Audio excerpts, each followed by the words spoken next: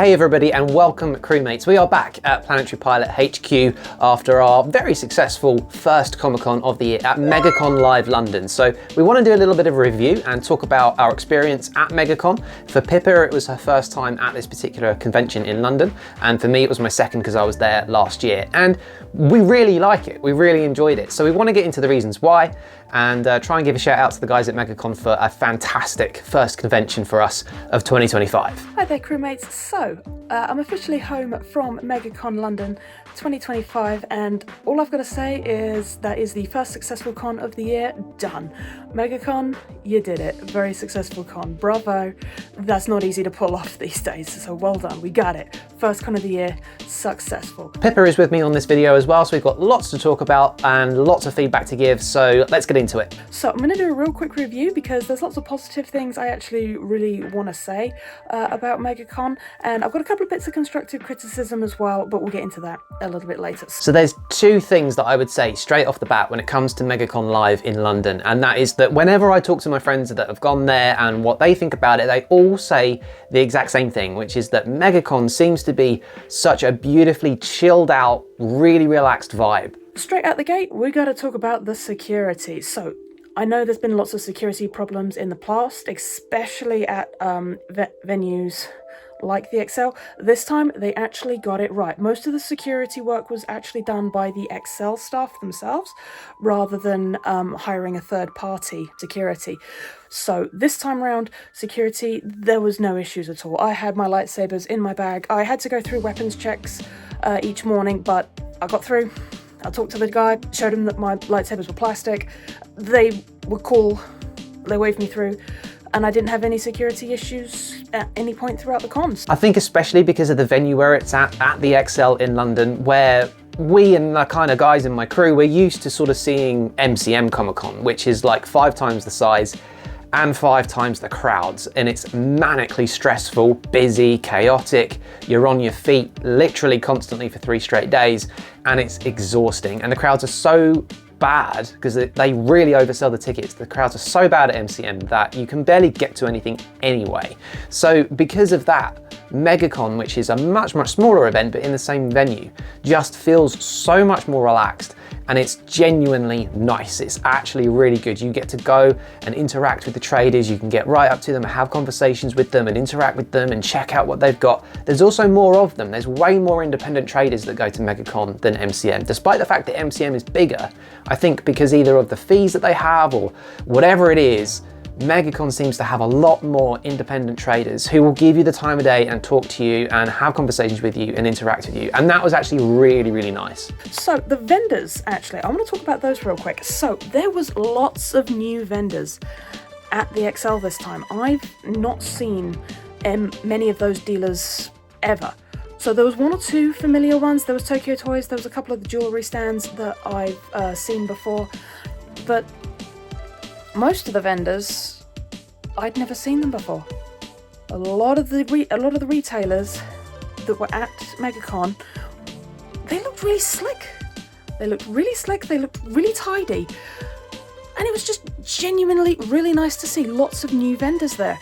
And hopefully we're going to be seeing more of them now. But that was one of the things that I really felt about this particular Comic-Con, is that because it's more chilled out and you've got more time and you feel more relaxed, you're able to engage with people way more. So I was able to do some interviews with some cosplayers, CPM Cosplay, who does the amazing Buzz Lightyear cosplay that I did the interview with in my vlog on day 2, I think it was, so check that out. You know, it's having the time to be able to do that, the space to be able to do that, and being able to actually hear people. Like sometimes at conventions, the crowd noise is just so intense that you just can't hear anything. You're really having to shout over. But with this, the energy is just so chilled. It's just so nice to be able to like properly engage with people and actually talk to people in the community. It's really good. And also cosplays as well. There seems to be so much more actual, genuine, brilliant cosplay that happens at Megacon. I don't know if it's because it's maybe like the tickets are slightly cheaper, so it brings in more of like a student kind of crowd, but the effort that they put into the cosplays, like at MCM, I feel like I don't maybe see as many just because they're kind of hidden and buried in amongst these enormous crowds that are there. but at Megacon you see them more, and they're brilliant, they're fantastic. The cosplay level at Megacon is superb. You also still get the same like professional level cosplay groups as well, like the 501st, the UK Garrison, all that kind of thing. All of those guys are there, all the pros. So you're really able to kind of get into this community and really engage with them properly. So for me, Megacon is a massive, massive win. And I think that's reflected in the videos that we made and the vlogs that we did. We were able to have so much more fun. It's not a case of just point the camera and shoot at what's around you. We're able to actually engage and talk to people a lot more and share some of the fun that we have, which was a great thing for us as creators. On the creator side of things, you also have TokFest as a part of actual Megacon as well. So you've got a lot of these like TikTok backdrops where you can kind of make videos and stuff. And actually for us, that was actually quite useful because we were able to kind of use that for like interviews that we did with other cosplayers, or for example, Pippa was doing a lot of like her lightsaber work. And we were able to film those in a decent space with a good backdrop. And not feel rushed. There's probably only maybe like 1 or 2 places where you could do that at MCM, where like the sign is in front of you and you can kind of do stuff in front of it.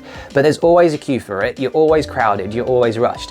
With this, there's so many really cool backdrops that just really sell cosplays particularly well. So from a TikTok and shorts creator perspective, that was brilliant. Really, really appreciated that. One of the criticisms, if you want to call it that someone did say to me was the fact that you had a lot of space that was taken up by TokFest, which kind of took away from maybe like more traders or something else that they could have put in there instead. So for someone that's not interested in like creating TikTok stuff, for them, obviously it's a little bit of a wasted space, but you can't please everybody. So I feel like there's a decent trade-off with that.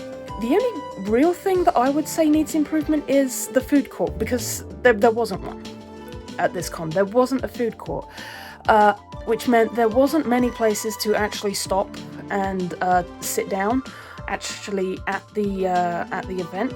So I think just a food court type area and some tables and chairs and things is all that's needed to really fix that issue at all. Pippa mentioned it about the food. I think for me it's a case of maybe having some street food options in there, which a lot of other conventions I go to will have. So it's not just, if you're familiar with the ExCeL, you'll know what I mean, that kind of like central corridor where you have all like the big brand names, there's Costa and all that kind of stuff. That's great, but some other decent options and some like smaller independent companies could go in there and sell some street food. It would be really, really nice to kind of have those options, something that's different from just what's normally at the ExCeL, and that is something that MCM do, and I think that it would be very kind of well received if they had that there too. So there was like an ice cream truck and maybe like one coffee place, but a bit more of that would be great. So more food options would be fantastic, and obviously seating areas to go with it as well, so that you're not all crowded in that hallway in the middle. So the guest list. Now the guest list was quite small, but it was a good selection because you had anime guests. There was one of the Peaky Blinders actors was there, and then there was also a bunch of the Torchwood actors as well. Now I'm a Doctor Who fan, so that was a proper treat for me. So it was a small guest selection, but it was a very good guest selection, so I'm actually really happy with that. If I had one suggestion for Megacon, and this is only based on what I've seen at other conventions, it's something that MCM don't do, but that I've seen done brilliantly at Portsmouth Comic Con, which is literally one of the best conventions, certainly on the South Coast. It's one of my absolute favourites to go to every year, and they always have a walkthrough experience of some particular theme each and every year. So they've done brilliant, epic Star Wars ones. They've also done, I think this year the theme is a Ghostbusters walkthrough experience, but they've also done other ones with like Doctor Who and Marvel, Harry Potter. They've done all of these kinds of things. And I feel like the space is there to be able to do that. You know, it's kind of just something else, something extra to add in that is easily something that fits in that venue. But it's also something that I think would be quite unique for Megacon. It would make them stand out a little bit more from what other conventions do. Portsmouth is quite obviously a local con, so it's kind of unique in a way and very special that they have it, but there's no reason why Megacon couldn't. It would just be something extra to add, because I feel like if you have a weekend ticket, a weekend pass, I don't know if there's enough to have like 2 full days there. So just having like that one little extra experience or two, so certainly I think would kind of add to that and just enable you to have like a full 2-day event. Now, panels. Me and Richie got to go to a couple of panels very quickly, and they were actually really, really good. There was actually a YouTube panel that we went to, and I was actually able to film a bit of, and some of that actually made it into the video. So the panels were actually really, really good this year. So hopefully we're going to be seeing more of them. But realistically though, this convention is definitely good value for money. I mean, the tickets are not overly expensive. They're a fraction of the price of what you'd pay for like MCM, like literally nowhere near as astronomical as what MCM is, and yet it still offers so much. So I think value for money, Megacon is fantastic. You can just about do 2 days worth. As I say, I think if you had something else in there to kind of offer, you'd definitely get 2 full days out of it.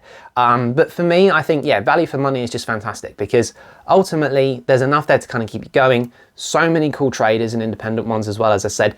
Weirdly though, not actually a lot of comic books for sale, which is, there were some, but not a lot. And smaller conventions that I've gone to have had a lot more. So I feel like if you're going to go to a Comic-Con, you kind of expect comic books. So for me, that was something that was kind of just a little bit missing. I've seen this with other conventions before, and it kind of always irks me because it's a comic convention. There should be more comics for sale. So that is just something I'd like to see, is a lot more, yeah, actual comics for sale, like vintage stuff, you know, series runs, get some actual local comic book shops coming down. And I know they exist, so they're definitely there. But that would be one thing I think I'd actually like to see, some actual comics. I like coming away from a Comic-Con with comic books. So, you know, for me, that was just something that was a little bit missing.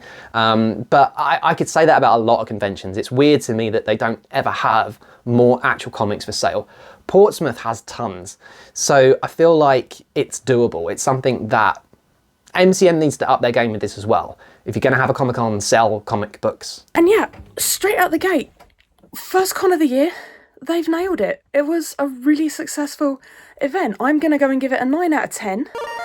And hopefully, if all goes according to plan, me and Richie will be able to go to the Birmingham one in March. So hopefully we'll see you guys there. And yeah, here's to more Megacons hopefully later in the year. Let's go for it. Hopefully see you there, crewmates. Ultimately though, at the end of the day, Megacon Live London was absolutely brilliant. We had such a good time. We made the most of everything that we could, all the way from like playing video games through to cosplaying, doing TikTok videos, obviously making the vlogs that we do, interacting with other cosplayers. We had a lot of fun with Darth Vader and Buzz Lightyear and Captain America, you know, all of these great characters that were just so brilliant to interact with there. So we had a massive, massive great time, and realistically, I know we'll be back. It was good enough, certainly, that we know that we want to come back to it again. Hopefully we'll be at Megacon Birmingham as well in a couple of months' time, end of March I think it is. So that's definitely on the cards for us now after a massive success for the London event. We definitely want to try and get to Birmingham. So hopefully that's where you'll find us. And on that not so terrible disappointment, it is time to end. So thank you very much for watching. I'll see you guys in the next video. The vlog is over.